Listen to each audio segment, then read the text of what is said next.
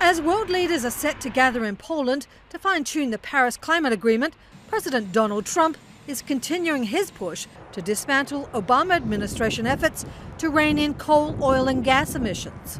He's putting aside warnings about the devastating impact of climate change.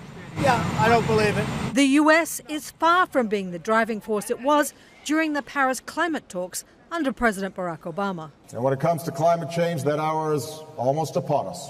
The euphoria of 2015 has given way to sober realization that getting an agreement amongst almost 200 countries will be challenging, as evidenced by Trump's decision to pull the United States out of the Paris Accord.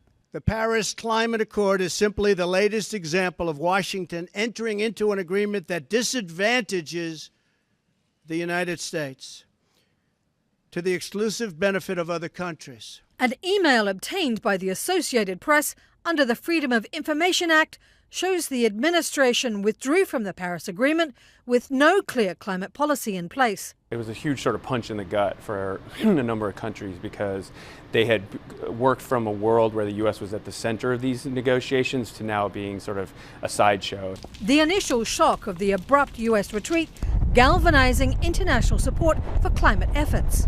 And when President Trump rejected that, it really brought the rest of the world together with new will to take action. But the Trump administration's retreat may show governments and companies they can ignore global climate concerns and not be held accountable.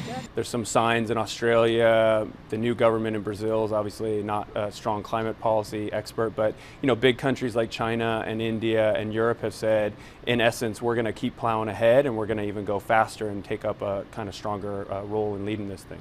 The State Department, in an email, notes that the U.S. is still sending a delegation to the Poland climate talks, despite pulling out of the Paris Accord. Tracy Brown, Associated Press.